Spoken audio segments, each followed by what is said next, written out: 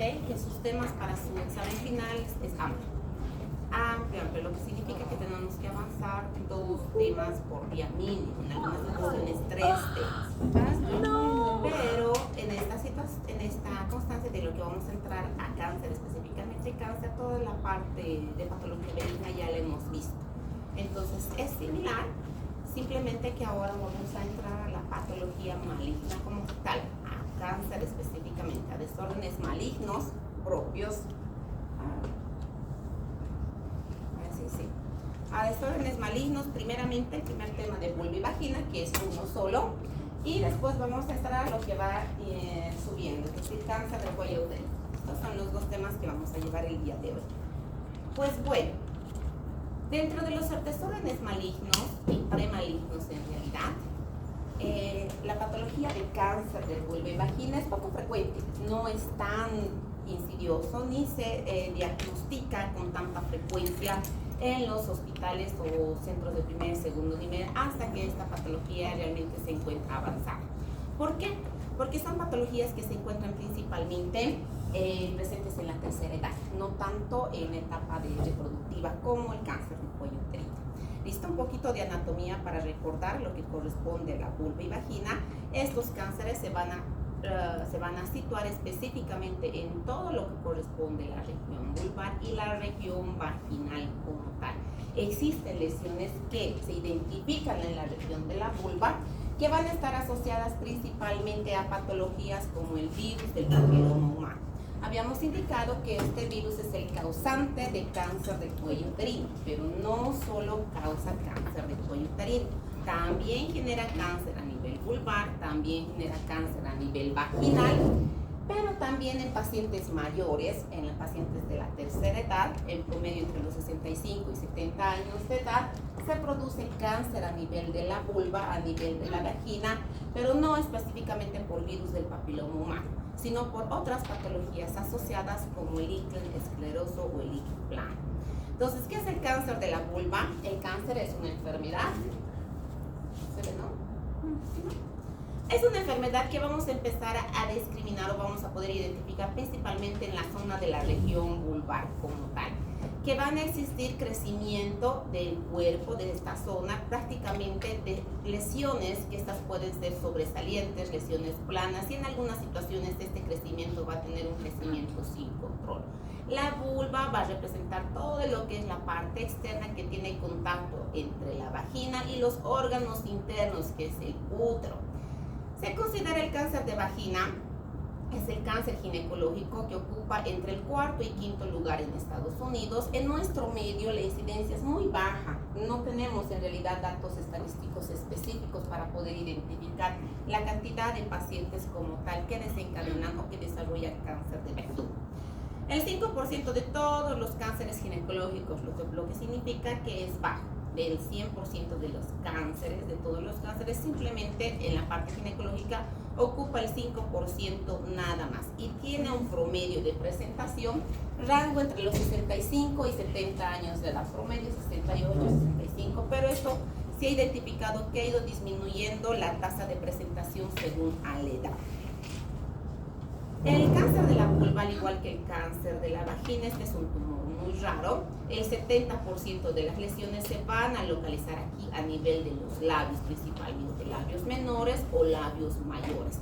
Un 15% se va a situar a nivel del clítoris, es decir, a nivel del clítoris o del perineo. Y la edad media de presentación, les decía, entre los 65 y 70 años. Esta la tiene las características de presentar principalmente en pacientes de tercera edad, pero principalmente presentan por prurito, dolor, masa palpable, que en algunas situaciones este prurito y dolor se asocia a la atrofia vaginal. Bueno, pacientes en tercera edad sabemos que va a existir una atrofia a nivel vaginal por causa hipoestrogénica, entonces el estrógeno bajo hace que la elasticidad del canal vaginal y también de la región vulvar se vuelva tensa, es decir, atrófica, tenga esta resequedad. Y esta resequedad en las pacientes en la tercera edad suele producir o presentar dolor, escozor, que es causa común que presenten a consulta externa. Pero no siempre va a estar asociado a una infección vaginal. Y mayormente la clínica que presentan estas pacientes Es similar a una paciente que tiene la etapa de la tercera edad de la menopausia y climaterio, que se asocia también con dolor y prurito vaginal. Pero lo que nos tiene que llamar la atención en estas pacientes es las más apalpables que se suelen identificar en esta zona. Existen 3 clasificaciones de tipos de lesiones más importantes que lo ha denominado la Organización Mundial de la Salud. Estas se identifican en lesiones epiteliales de bajo grado, de alto grado y de bajo grado, medio grado y alto grado. ¿Listo? Entonces, estas lo han denominado como BIN, neoplasia vulvar intraepitelial de bajo grado, de moderado grado y de alto grado, BIN 1, 2 y 3. Pero la Sociedad de Ginecología y Obstetricia de Lesiones de Vulva y Vagina, que determina las enfermedades, ha determinado en 2 tipos: la neoplasia vulvar intraepitelial de tipo común y la neoplasia intraepitelial de tipo diferenciado. ¿Cuál es la diferencia entre ellos? La de tipo común va a abarcar lo que abarca la Organización Mundial de la Salud, que es el BIN 1. Y la de tipo diferenciado va a abarcar lo que abarca la Organización Mundial de la Salud, tipo 2 y tipo 3. ¿Listo? Entonces, ¿cuál es la diferencia de esto? Que estas 2 vías de carcinogénesis distintas, la que más ocupamos es la que ha determinado la Sociedad de Ginecología, que abarca las enfermedades de vulva y vagina, que el BIN diferenciado se va a relacionar principalmente, este BIN diferenciado se va a diferenciar principalmente con todas aquellas patologías de cáncer no asociadas al virus del papiloma humano. Es decir, diferenciado cáncer en pacientes de tercera edad de vulva, que no va a estar precisamente caracterizado por el virus del papiloma humano. Y la de tipo común, sí, la de tipo común son todos aquellos cánceres que se va a presentar en aquellas pacientes que sí va a estar asociado con el virus del papiloma humano. Dentro de estos estudios, también la Sociedad Internacional de Vulva y Vagina ha dado una clasificación desde 1989 que no se ha modificado hasta la fecha. Estas las van a determinar según el estudio histopatológico en desórdenes epiteliales no neoplásicos de piel y mucosa, desórdenes epiteliales mixtos, neoplásicos y no neoplásicos y tumores invasivos. Esta clasificación también a nivel histológico va a determinar dentro de su misma clasificación a la propia clasificación que abarca la Organización Mundial de la Salud. Buen día. Y dentro de los tumores invasivos tenemos el carcinoma escamoso, carcinoma verrugoso, melanoma maligno, carcinoma de las glándulas de Bartolí, carcinoma asociado a la enfermedad de Paget, carcinoma asociados a los sarcomas y de otro tipo. Entonces, toda esta clasificación de los carcinomas que son propios de la enfermedad del CA de la vulva, no lo vamos a ver específicamente cada uno de estos, ¿listo? Pero sí necesitamos saber su estadificación. ¿Por qué? Porque esta clasificación es una clasificación histopatológica, lo que significa que nuestro resultado, nuestro reporte nos los va a dar el histopatólogo. La patología nos va a dar esta clasificación.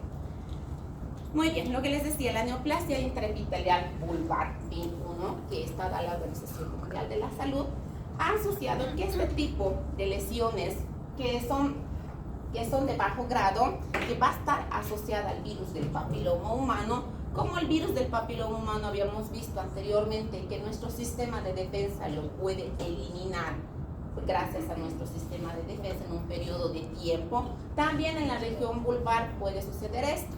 Por lo tanto, la Organización Mundial de la Salud no la considera carcinogénica en su totalidad hasta que desarrolle cáncer a nivel vulvar. Es decir, pacientes que han sido infectados a nivel vulvar por virus del papiloma humano, que tienen lesiones como condilomas recurrentes a nivel vulvar, se las determina como BIN 1, es decir, neoplasia vulvar intraepitelial.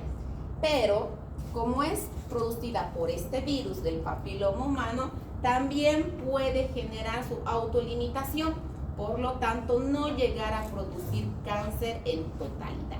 Pero sí las neoplasias de BIN 2 y BIN 3, sí estas patologías, las que son no diferenciadas, estas sí nos van a llegar a generar el cáncer del cuello uterino, principalmente, mejor dicho, el cáncer vulvar, principalmente, ¿por qué?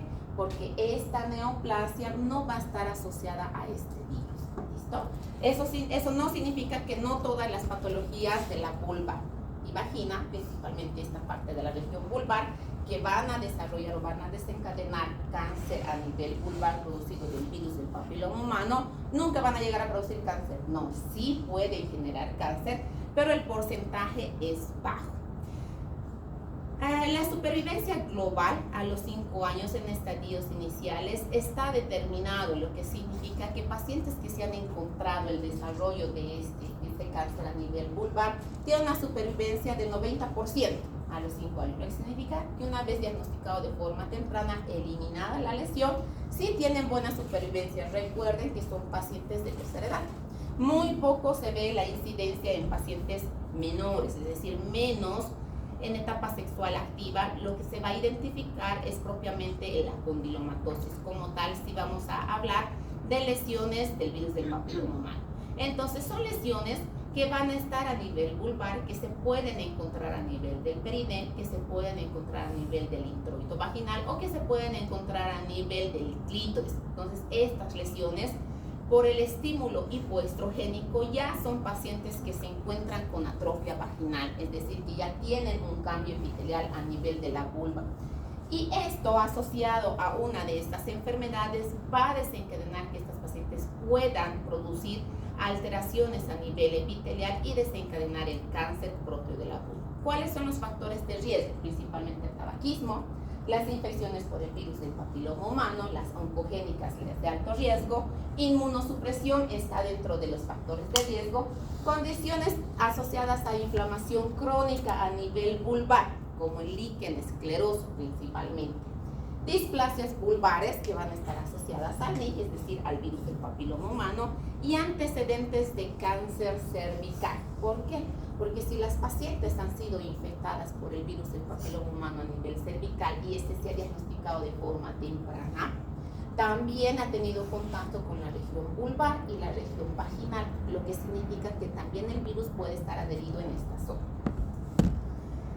2 vías de desarrollo hacia la carcinogénesis vulvar, principalmente el virus del papiloma humano, las de alto riesgo oncogénico en 60%, e enfermedades inflamatorias autoinmunes como las distrofias propias de la vulva, en las que no van a estar asociadas a cáncer.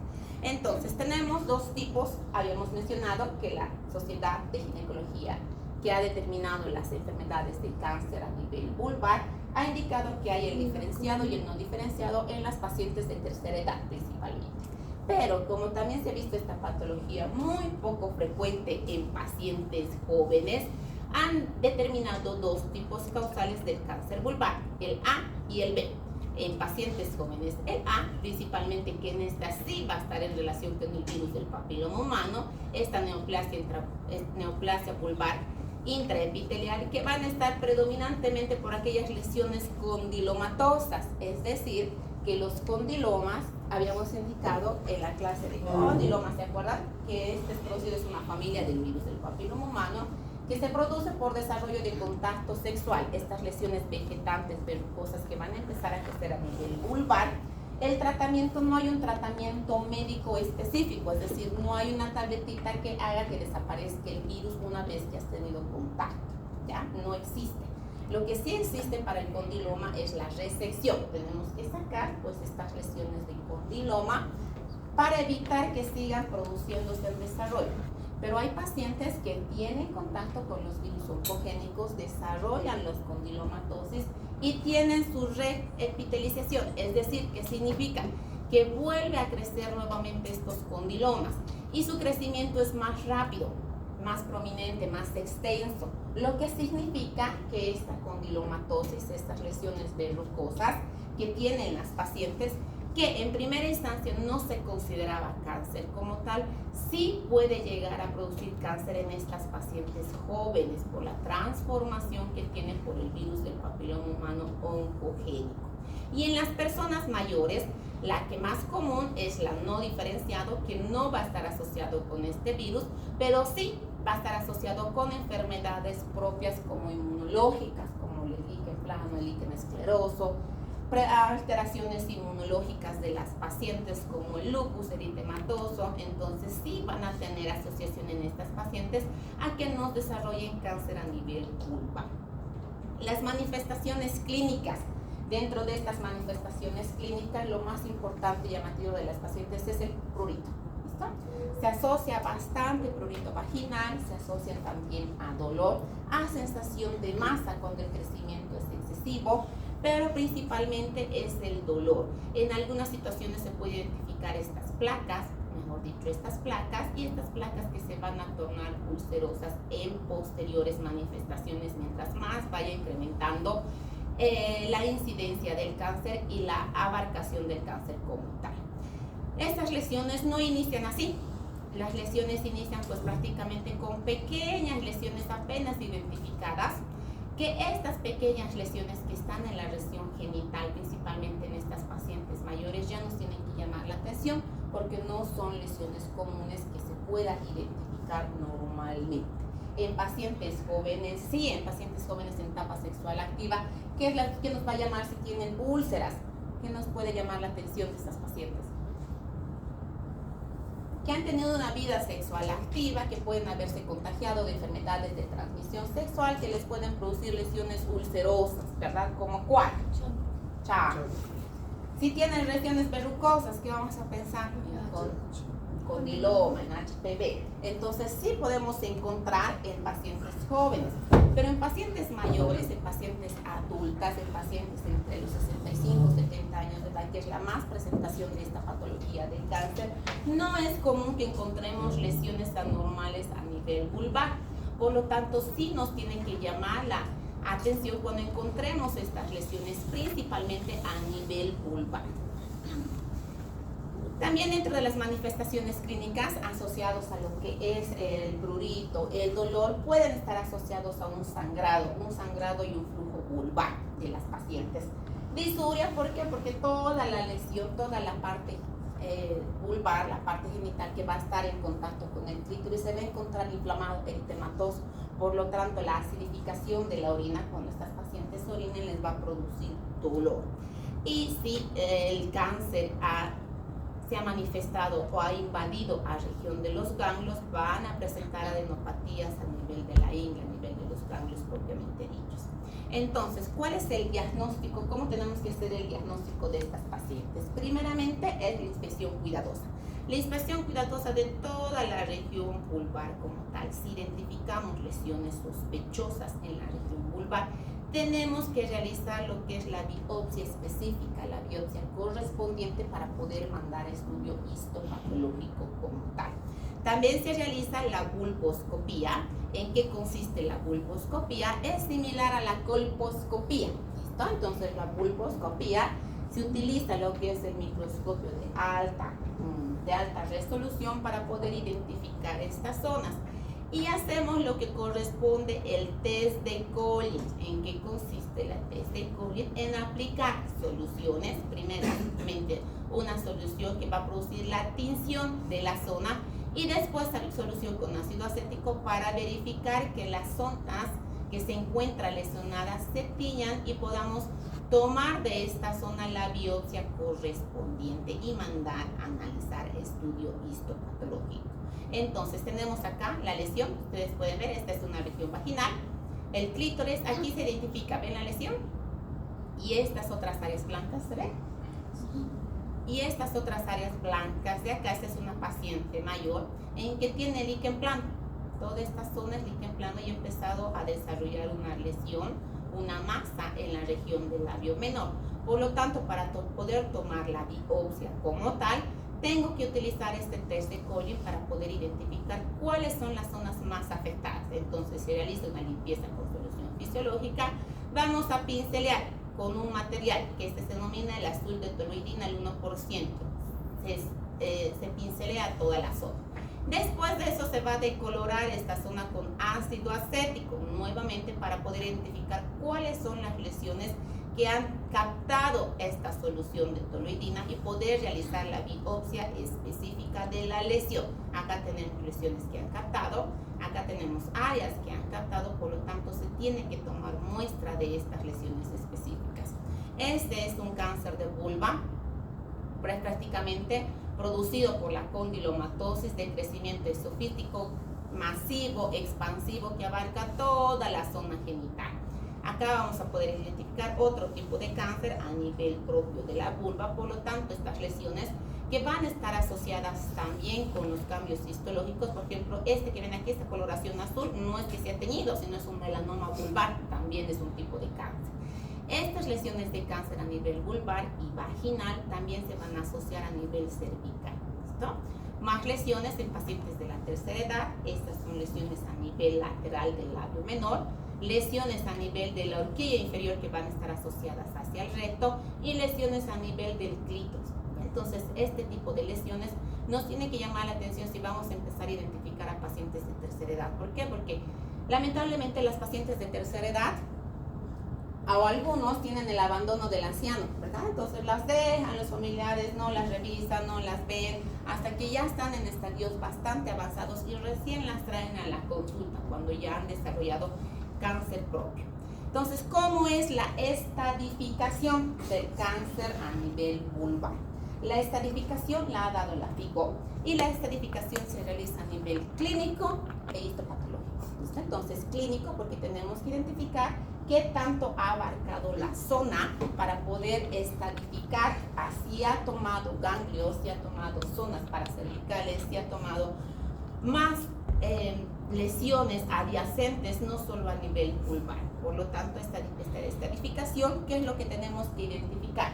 Como son lesiones ulcerosas o lesiones planas, tenemos que identificar qué tanto abarca a nivel epitelial. Por lo tanto, si son lesiones planas, se debe tomar desde el principio de la lesión plana hasta todo lo que abarca la epidermis, dermis, es decir, todo lo que abarca la lesión. Eso tengo que identificar y medir cuánto tiene de dimensión. Si tenemos lesiones ulcerosas, la medición se hace desde el borde más inferior de la úlcera, no desde la parte superior. ¿Listo? Entonces, la medición desde la parte más inferior de la úlcera hasta el punto más profundo de la invasión. Entonces, esas son las mediciones para que podamos realizar nuestra estadificación. ¿Y en qué consiste? El cáncer vulvar tiene su propia estadificación. El estadio 1 se divide en estadio 1A y 1B. El 1A. Entonces, todos estos cánceres a nivel vulvar, estas lesiones que vamos a encontrar a nivel vulvar en el estadio 1 se encuentran solo a nivel de la vulva o a nivel del perineo. No se van a encontrar lesiones más que se puedan identificar más allá de esta región. Y estas se dividen en estadio 1 y en estadio 1A y en estadio 1B. Entonces, ¿cómo es el estadio 1A? Es un tumor que mide menos de 2 centímetros o si diseminó menos de 1 milímetro de profundidad hacia tejido profundo. Es decir, es una lesión mínima, pequeña, pero no va a haber diseminación de los ganglios linfáticos, principalmente inguinales.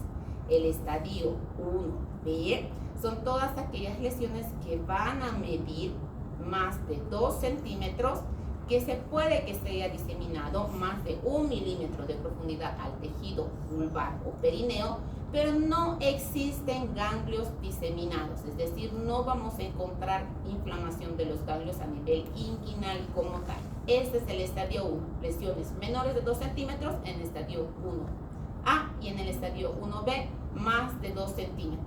¿Listo? Entonces, si vemos lesiones ya alteradas, lesiones anormales, irregulares, tenemos que medir para poder estadificar.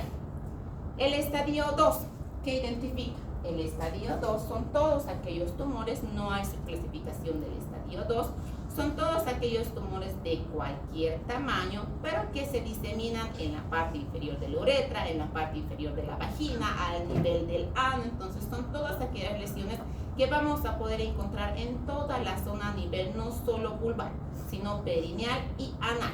Pero no va a haber diseminación a nivel de los ganglios linfáticos, es decir, no vamos a encontrar ganglios linfáticos inguinales inflamados. El estadio 3. El estadio 3 también se subdivide. Estas ya son lesiones mucho mayores. Y este estadio 3, que son estos tumores de gran tamaño, en estas sí puede que ya encontremos diseminación de los ganglios linfáticos, de uno o más ganglios linfáticos. Es decir, ya vamos a encontrar inflamación a nivel de los ganglios inguinales específicamente. Entonces, el estadio 3 se va a dividir en estadio 3A, 3B y 3C. El 3A, en la que se encuentran lesiones mayores de cualquier tamaño, pero que vamos a identificar que se encuentren principalmente 1 o 2 ganglios linfáticos, pero que van a medir menos de 5 milímetros. En el estadio 3B, estas son lesiones mayores. ¿Y qué es lo que vamos a encontrar? Más de 2 ganglios linfáticos que van a medir más de 5 milímetros de diámetro. Es decir, a la palpación estos ganglios van a tener más de esta dimensión. Y el estadio 3C son todos estos cánceres que se van a encontrar de cualquier tamaño y que van a tener una expansión masiva de los ganglios linfáticos. Es decir, se van a encontrar expandidos a nivel de ambos ganglios linfáticos, más de 5 milímetros, menos de 5 milímetros, pero la expansión ya va a ser masiva a nivel inguinal principalmente. Y el estadio 4, en estas pacientes, el estadio 4 ya es el cáncer invasivo, ¿listo? Lo que significa que son masas, lesiones que van a impedir no solo a nivel vulvar, no solo a nivel perianal o anal, sino que esta diseminación va a abarcar en el estadio 4, se subdivide estadio 4A y 4B. El 4A principalmente va a abarcar el revestimiento de la parte superior de la uretra y la parte superior de la vagina, así como también el recto y cáncer que se plegó a nivel de los ciliacos. Y el estadio 4B es el cáncer que ya se ha diseminado a otras partes del cuerpo, ¿ok? Entonces, generalmente a las pacientes en estos estadios las encontramos en estadio 3 o estadio 4, cuando ya vienen a la consulta. Ya no las identificamos solo con el estadio 1, que son lesiones de menos de 2 centímetros el 1A o más de 2 centímetros el 1B. Ya son lesiones mucho mayores que se van a identificar. Entonces, ¿en qué se basa el tratamiento? Principalmente el tratamiento se va a basar en la cirugía para poder sacar la lesión, radioterapia, quimioterapia e inmunoterapia. ¿Listo? Entonces, en lesiones quirúrgicas, estas vamos a poder identificar las lesiones quirúrgicas, incluso con lesiones quirúrgicas de sacar en el estadio 1A, 1B y máximo al estadio 1, al estadio 2. ¿Ya? ¿Por qué? Porque estas lesiones van a abarcar la región de la zona perianal. Pero cuando ya tenemos estadio 3 y 4, la cirugía no va a ser suficiente. Ahí sí tenemos que asociarnos a radioterapia, quimioterapia, inmunoterapia. ¿Por qué? Y la excisión. Es decir, no solo sacar la zona. Cuando son lesiones mínimas, podemos hacer lo que es la excisión local amplia. ¿Qué significa? Sacar la lesión y tener márgenes de seguridad. Si son lesiones de menos de 2 centímetros, yo saco la lesión que abarca los 2 centímetros y dejo un margen de seguridad de medio centímetro. ¿Listo? Entonces tengo que sacar toda esa área de la lesión. ¿Por qué? Porque hablo de lesión de extensión y de profundidad. Pero si son lesiones mayores, puedo realizar lo que es la excisión local radical, que este procedimiento va a abarcar muchas más grandes áreas de extensión, y en esta situación ya no voy a poder realizar la reconstrucción. ¿Por qué? Porque tratamos de realizar lo que es la reconstrucción de la región vulvar como tal. Y si realizamos la excisión local radical, estas sí van a abarcar gran parte de los tejidos lesionados, gran parte de los tejidos sanos, y se va a extirpar también los ganglios linfáticos. Por lo tanto, no se va a poder hacer una reconstrucción como tal. Se realiza también la vulvectomía cuando son cánceres ya en estadio 3. En estas pacientes tenemos que sacar toda la región vulvar como tal. Se extrae toda la región vulvar y se trata de reconstruir los orificios principales, es decir, la uretra y el recto.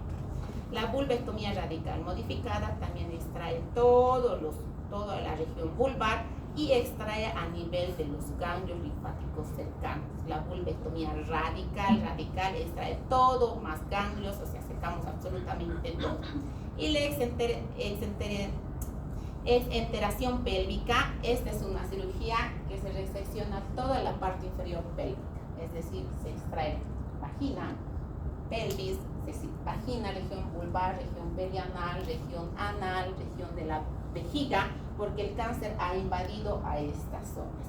y las aberturas que se van a realizar son las aberturas pues prácticamente quirúrgicas, donde tienen que estar estas pacientes sometidas a cistostomías permanentes, sometidas a colonostomías permanentes para poder evacuar sus deposiciones como tal. Entonces, parte del tratamiento en forma resumida es lo que se conoce del cáncer de vulva a nivel general.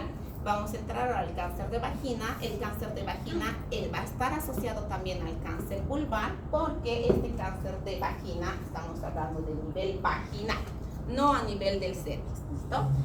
El cáncer a nivel de vagina también está asociado al virus del papiloma humano. Esta frecuencia de presentación de estos cánceres se sitúa también en etapas reproductivas, no tanto en pacientes de la tercera edad como habíamos visto a nivel vaginal, pero sí a nivel vulva, mejor dicho, pero sí a nivel vaginal vamos a encontrar en pacientes más jóvenes, desde los 30 a 35 años, se va a encontrar cánceres a nivel de la vagina.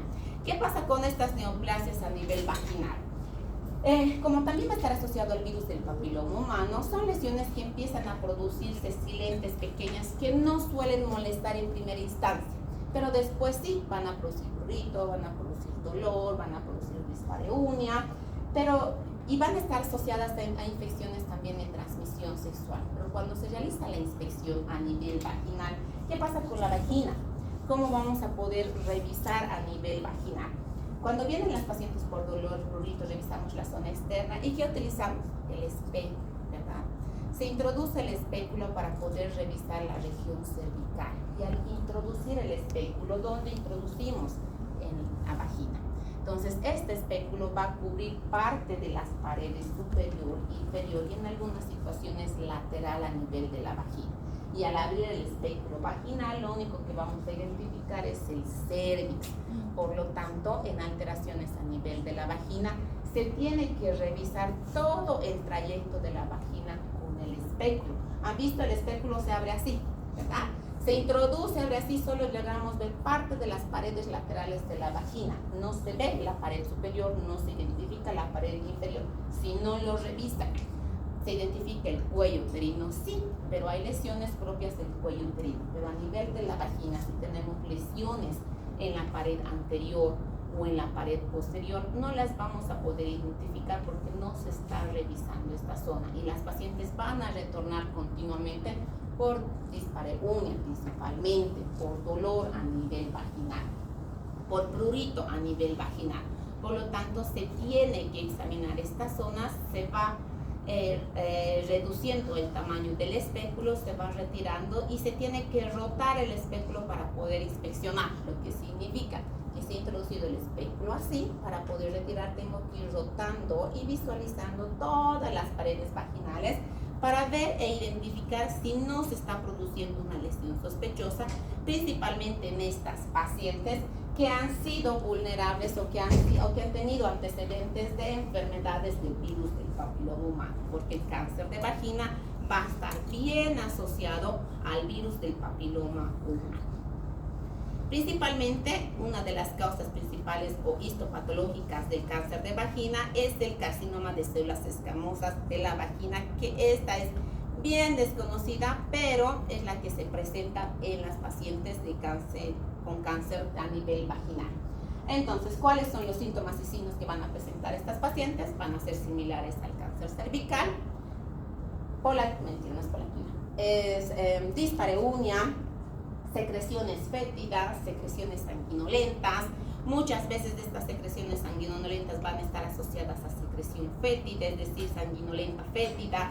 Pueden llegar a presentar hemorragias irregulares en las pacientes posmenopáusicas, llegan a presentar sangrados no oscuros, sangrados claros, que identifican como un sangrado uterino anormal. Entonces piensan las pacientes que están sangrando a nivel del útero y no, están sangrando por lesiones a nivel del canal vaginal como tal. En algunas situaciones a nivel especular, cuando este cáncer ya se ha diseminado más, vamos a encontrar estas lesiones voluminosas a nivel del espéculo que incluso van a dificultar la inspección y la visualización con el espéculo. Por lo tanto, se tiene que realizar el tacto vaginal como tal. Dentro de su distribución histológica, el escamoso, que es desconocido, es el que más se presenta. en un 85%. Y después están los otros subtipos de distribución histológica.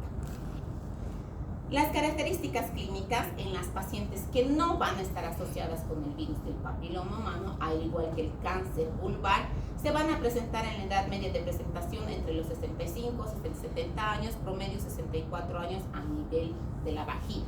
Pero en pacientes que van a estar asociadas con el virus del papiloma humano, la frecuencia de presentación incluso es mucho más antes de los 35 años de edad. Va a estar relacionada principalmente por el dolor que van a presentar y la tumoración, es decir, que en algunas situaciones, porque recuerden que la vagina es todo un trayecto prolongado, por lo tanto puede que se encuentre en la mitad superior de la vagina o en la mitad inferior de la vagina. Los tumores de mayor presentación se presentan en el tercio superior de la vagina, es decir, los que van a estar más relacionados con el cervix, en un 57% en la pared posterior y un 27% en la pared anterior, lo que significa que tenemos que revisar todo el canal vaginal para poder identificar estas lesiones que empiezan a crecer con lesiones mínimas, menos de 1 centímetro. Su estratificación también la hace la FIGO y la divide también en TNM, que significa tumor, metástasis y afectación a nivel ganglional. ¿Listo? Entonces, esta es la estratificación como tal que la vamos a ver ahora. Entonces, en el cáncer de vagina, que es todo el trayecto vaginal, este es el útero, aquí está la vagina y aquí está la región externa, que es prácticamente la región vulvar. Entonces, ¿cómo vamos a identificar? En el estadio 1 o etapa 1, este tumor va a estar limitado solo a la vagina. ¿Listo? Entonces, vamos a encontrar un tumor que solo va a estar limitado a nivel de la vagina, no va a abarcar a nivel cervical, tampoco va a abarcar a nivel vulva. Es un tumor que va a encontrar una lesión solo a nivel vaginal. En la etapa 2, ¿qué vamos a encontrar en la etapa 2? Es un tumor que va a invadir parte de las paredes vaginales, pero no la va a invadir la pared en su totalidad. ¿Y cómo voy a identificar esto? Recuerden que la estratificación es clínica. Todas las estratificaciones a través del examen físico, lo que significa que para el estadio 1 tengo que colocar el espectro y visualizar. Si veo una lesión irregular, una lesión que no corresponde al plano propio, al tejido de la mucosa epitelial vaginal, yo tengo que describir cómo es esta lesión, qué tamaño tiene, qué dimensiones tiene, si son voluminosas, si son ulceradas. Por lo tanto, si solo me va a abarcar a nivel de la vagina, es en estadio 1 o etapa 1. Etapa 2, ¿cómo voy a identificar si me está abarcando o no planos? Para eso se realiza el tacto vaginal. ¿Listo? El tacto vaginal en las pacientes, si veo una lesión, tengo que identificar si va a estar adherido a toda la pared a nivel de la vagina o si va a estar adherido parte de los planos de nivel de la vagina. Recuerden que la vagina es una mucosa elástica, por lo tanto, al hacer el tacto vaginal se siente la elasticidad de la vagina.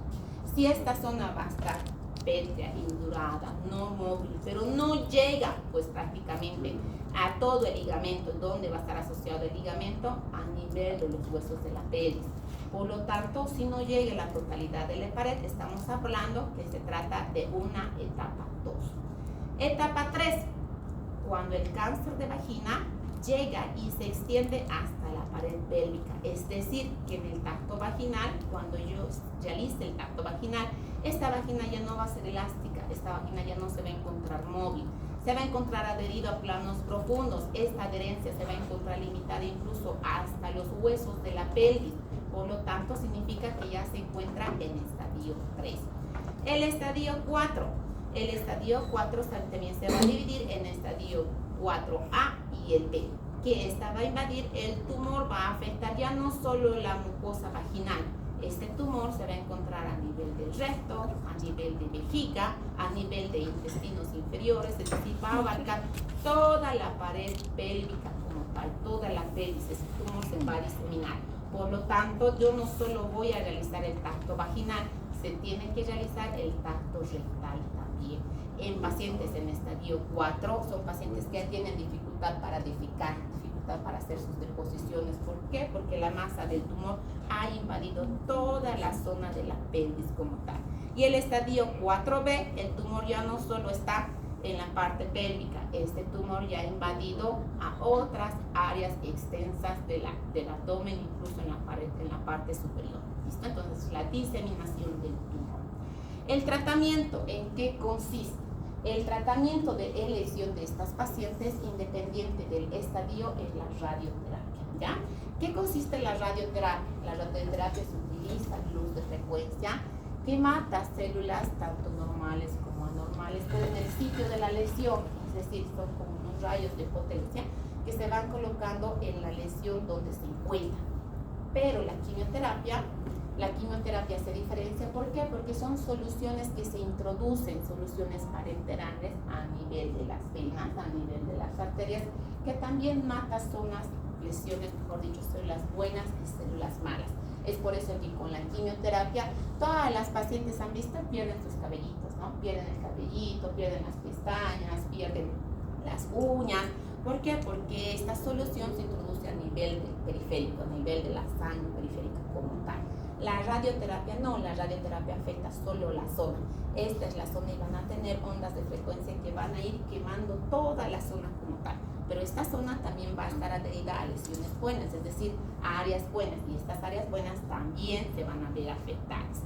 En el tratamiento, que va a estar principalmente de elección la radioterapia, pero también existe la reparación quirúrgica. ¿En qué consiste? La vaginectomía, linfadenectomía, histerectomía y exenteración pélvica.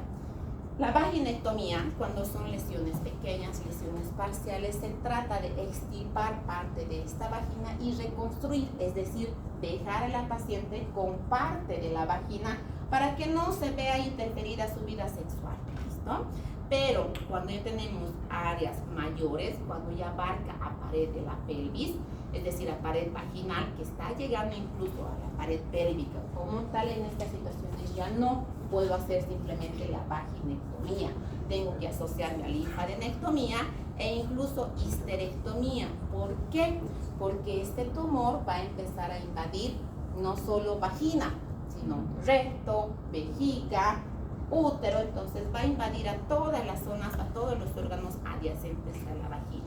Y la exenteración pélvica es lo que habíamos visto en el cáncer de vulva como tal, es decir, reseccionar toda la parte de la pelvis y dejarles a las pacientes con orificios quirúrgicos para que puedan evacuar sus zonas de orina, cistoscopía, colonoscopía para la evacuación de la orina y de las heces fecales. Entonces, según su estadificación de estas pacientes, cuando vamos a encontrar a pacientes en estadio 0, que el estadio 0 es el pequeño, el primerito que hemos encontrado, que no tiene invasión, no tiene nada, se puede hacer la vaginectomía como tal y tiene una supervivencia de 100% a 5 años. Lo que significa que si lo he identificado y lo retiro, estas pacientes pueden sobrevivir tranquilamente. Dentro de 5 años, 100% de las pacientes sobreviven. Pero si encontramos en estadio 1, 2, 3, peor estadio 4, la supervivencia es mínima. En estadio 4, principalmente como ya tiene metástasis a distancia, menos del 10% de las pacientes sobreviven a los 5 años. ¿Listo? Entonces, eso es parte del cáncer a nivel de vulva y vagina. Y ahora sí, vamos a entrar a otro de los cánceres bonitos. No, mentira, no es bonito. ¿Quién quiere hacer oncología? Nadie quiere hacer oncología. Recuerdo que me han dicho, yo quiero ser oncólogo. La oncología es una de las especialidades donde se ve alto índice de mortalidad. Entonces, el porcentaje de sobrevida de las pacientes que ya llegan con cánceres como tal es bajo.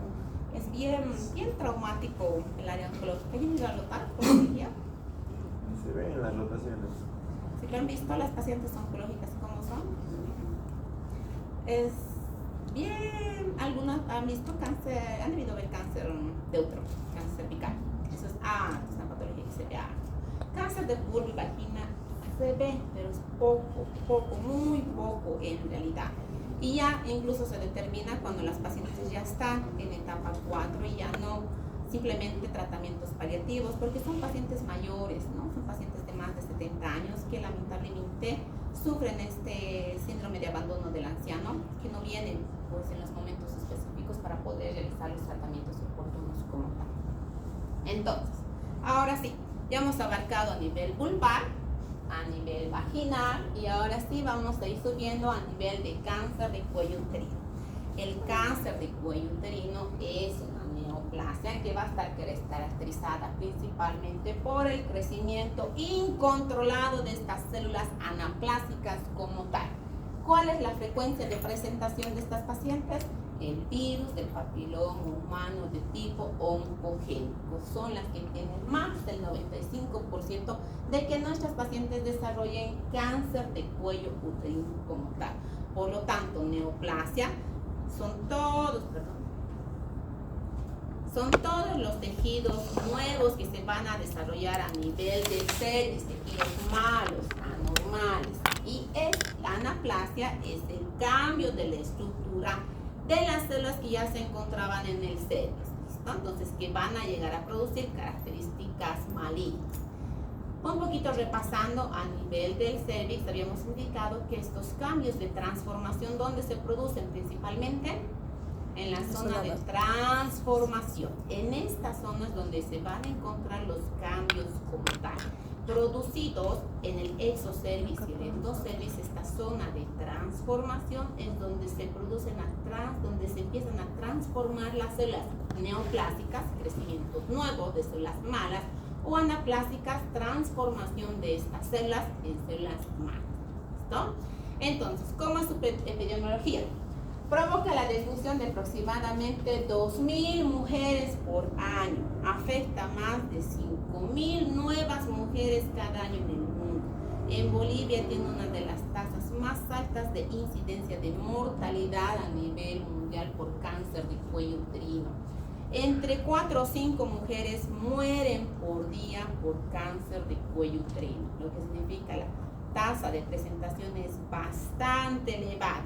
La frecuencia de presentación de estas pacientes es desde los 25 hasta los 64 años de edad en promedio, pero no significa que antes de los 25 no van a desarrollar. Ya desarrollan pacientes antes de los 25 años de edad cáncer de cuello uterino como tal.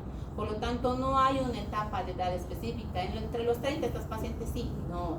Pueden presentar desde etapas muy tempranas hasta etapas muy tardías.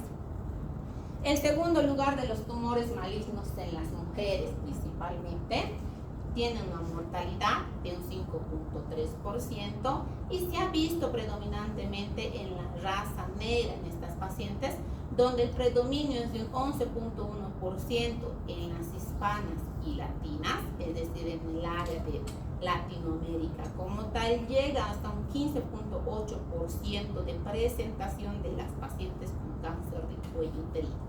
Este es un estudio que se ha realizado. Han visto que el Papa Nicolau se realiza para prevenir precozmente el cáncer del cuello uterino, las metas del milenio. Ahora ya no son las metas del milenio, sino son las metas del 90, 60, 30. Estas metas han tratado de llegar a mayor cantidad de cobertura por el Papa Nicolau, pero esta cobertura del Papa Nicolau se ha incrementado. Sí, en el 2015 tenía una cobertura de 190.000 y pacientes que se habían hecho Papa Nicolau.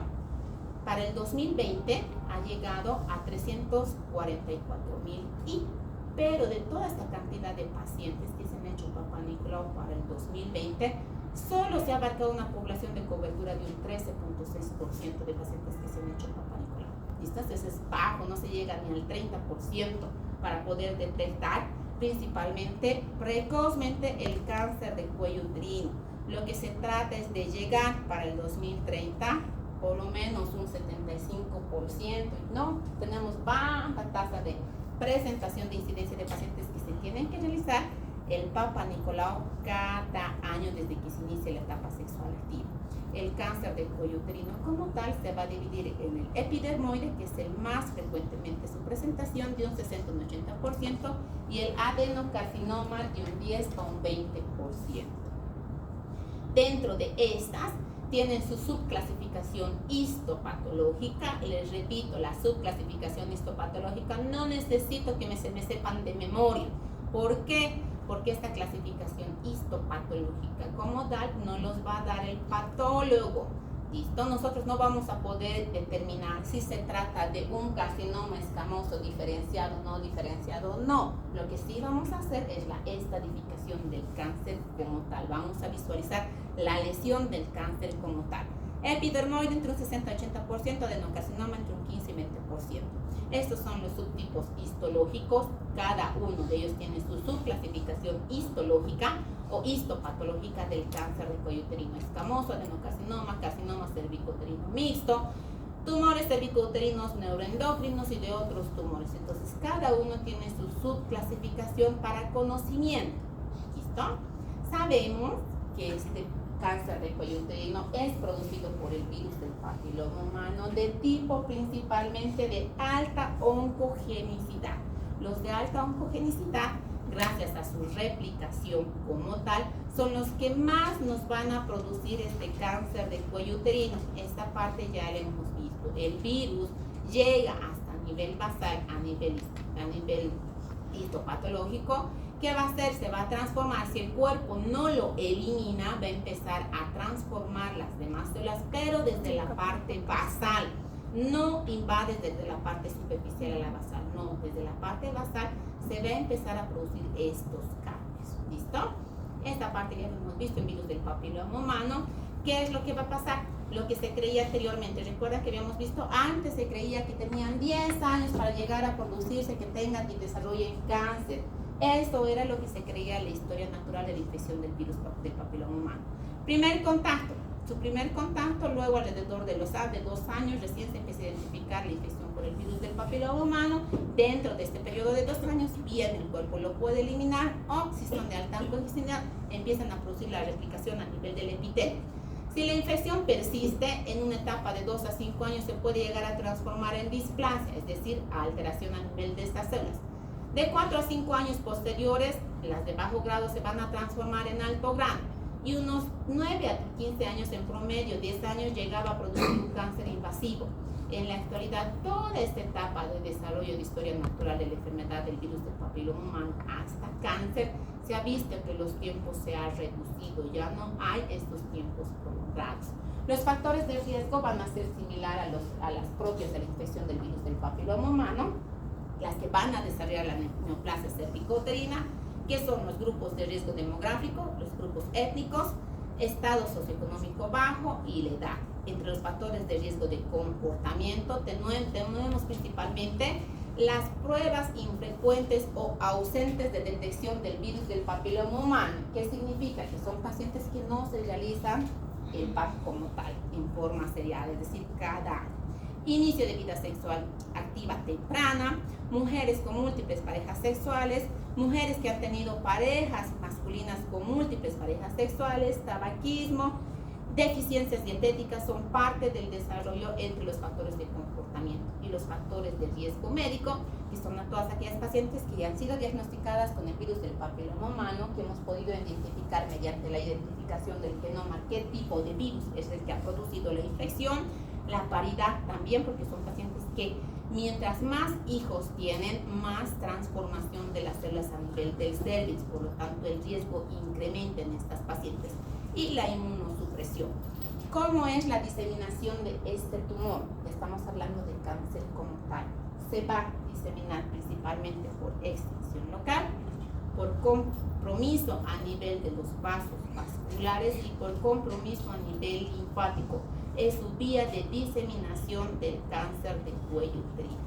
El diagnóstico, ¿cómo vamos a realizar el diagnóstico? Desde la sintomatología, la exploración física para la estadificación, la citología cervical que nos va a poder prevenir precozmente, la colposcopía, la toma de biopsia, la conización si estamos hablando de cáncer in situ, porque ahí se puede terminar todo nuestro problema, y la identificación del virus como tal.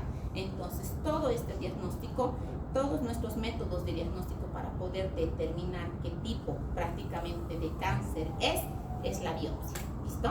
Con la biopsia vamos a poder identificar qué tipo de cáncer estamos hablando. Y muy aparte de esto, tenemos que solicitar todos nuestros estudios complementarios, hemograma, química sanguínea, Se puede solicitar marcadores tumorales, pero nuestros marcadores tumorales nos van a poder identificar si existen metástasis a otros órganos como tal.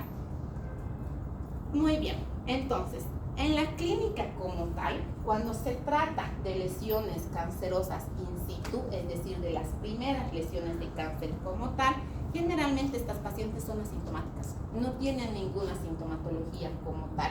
Si no, van a estar asociadas a una infección de transmisión sexual. No existe sintomatología en las pacientes, por eso que las pacientes se dejan años de evolución y ya vienen en estadios mayores, pacientes que no van a tener sintomatología como tal. Ya cuando el cáncer es invasivo, estas pacientes se van a asociar a metrorragia, leucorrea y dolor, es decir, sangrado proveniente del cérvix uterino. Leucorrea, es decir, secreciones blanquecinas abundantes que no van a estar asociadas específicamente a infecciones vaginales. Leucorreas sanguinolentas, es decir, sangrados con secreciones blanquecinas con estrías sanguinolentas y dolor a nivel pélvico como tal. Y en estadios avanzados llevan a existir trastornos, principalmente a los órganos adyacentes, trastornos urinarios y trastornos rectales, es decir, que estas pacientes no van a poder orinar, no van a poder defecar normalmente.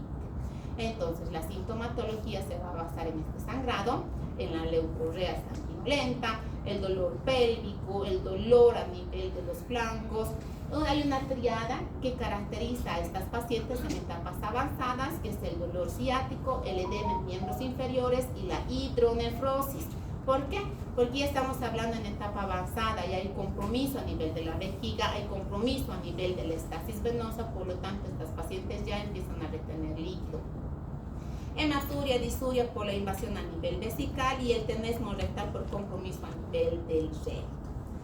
En la citología, cuando hagamos la citología, esto lo estamos repitiendo de la parte del virus del papiloma humano, el Papa Nicolau nos va a poder identificar si ya tenemos algún grado de lesión sospechosa, nos va a poder identificar lesiones de bajo grado o lesiones de alto grado, pero no nos va a identificar el tipo de genoma que va a estar produciendo el cáncer de cuello uterino como tal.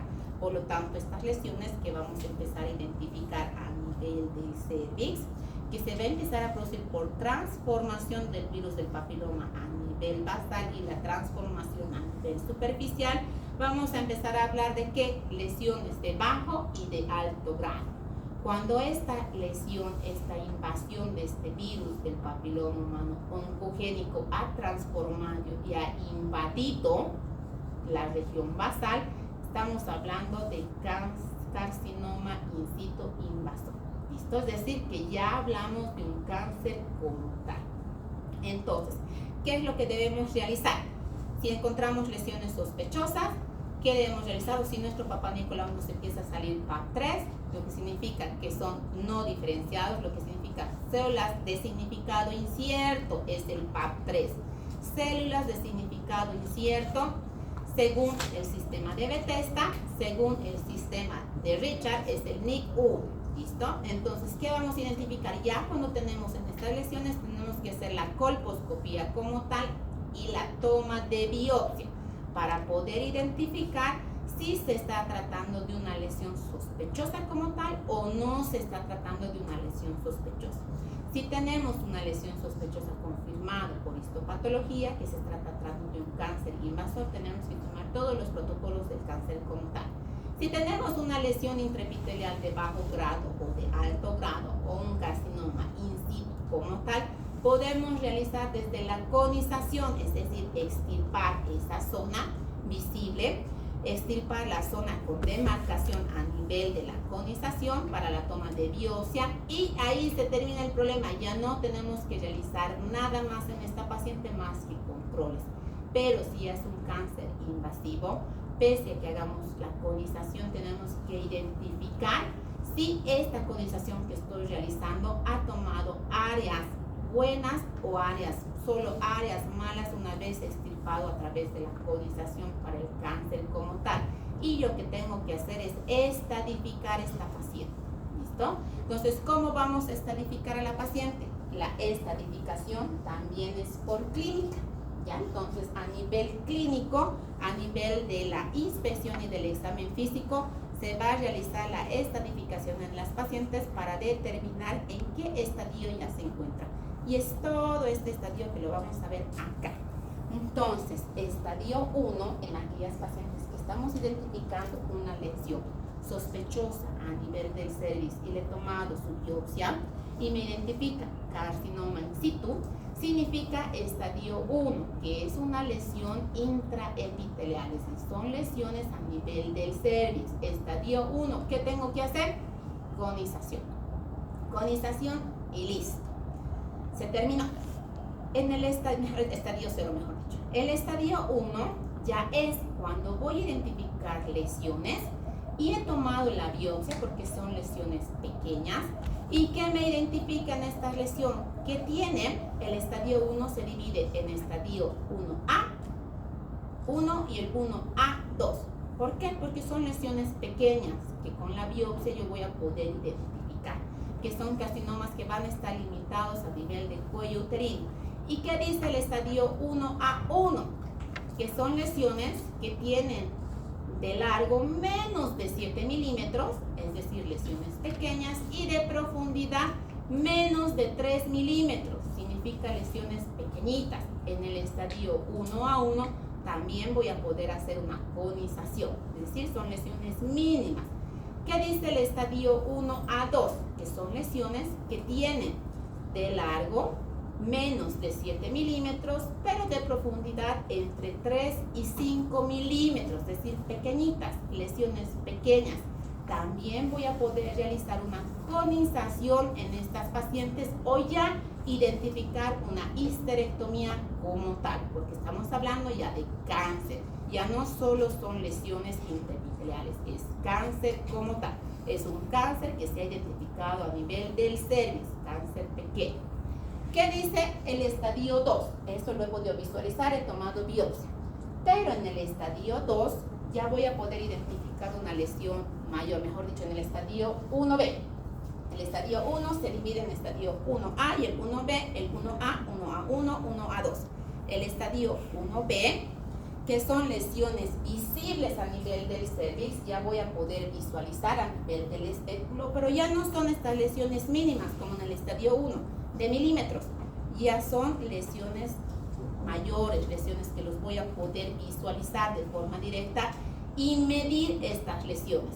En el estadio 1B se va a subdividir en el estadio 1B1 y 1B2. El 1B1 son lesiones mayores que se visualizan a nivel de la especuloscopía, pero que no miden más de 4 centímetros, es decir, puede medir 2, 3 centímetros, pero no mayor de 4 centímetros. En estas pacientes ya no se puede hacer conización, ¿listo? En estas pacientes sí tengo que realizar una histerectomía como tal.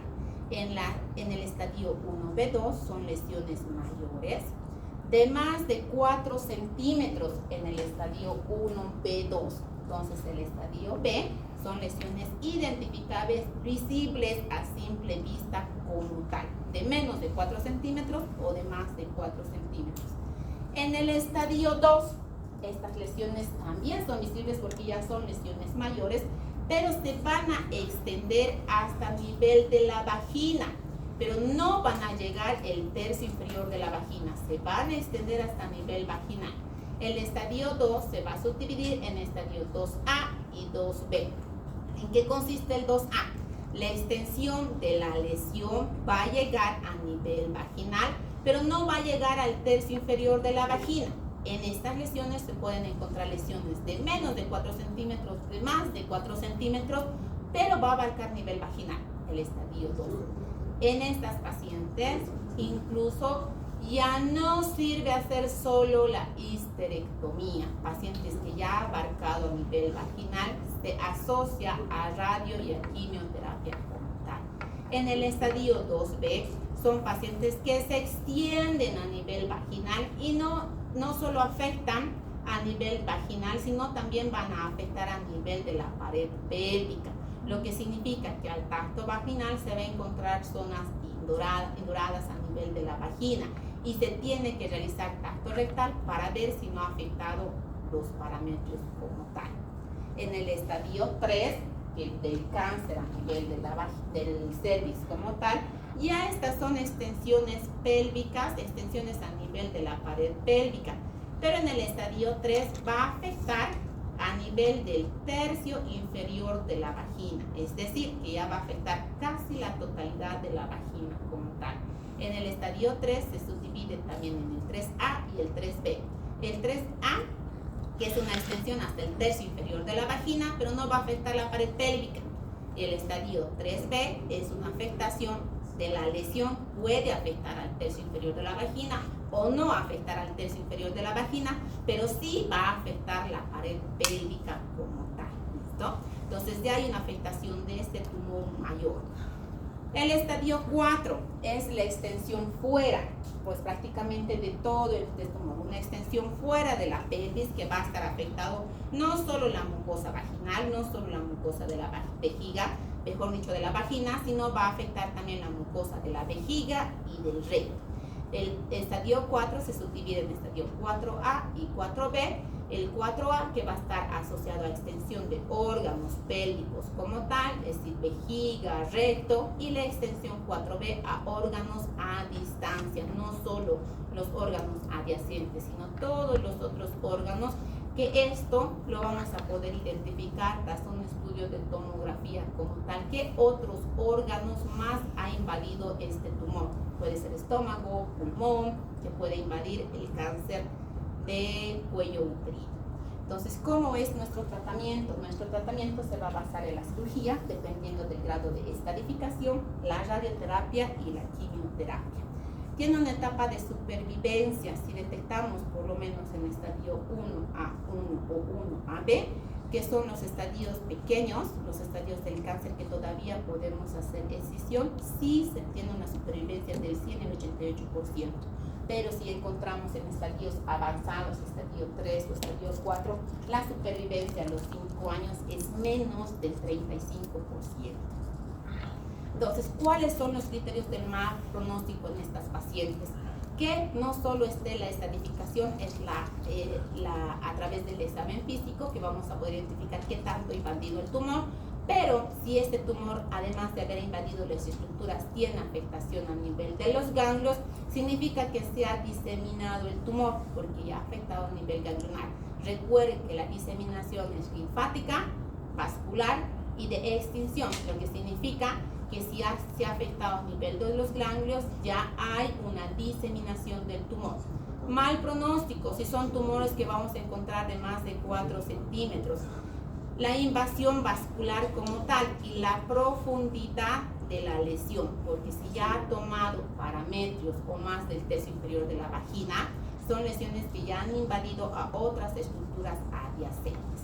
Entonces, las opciones de tratamiento del estadio 0 es el carcinoma in situ, la lesión intraepitelial como tal. ¿Qué puedo hacer?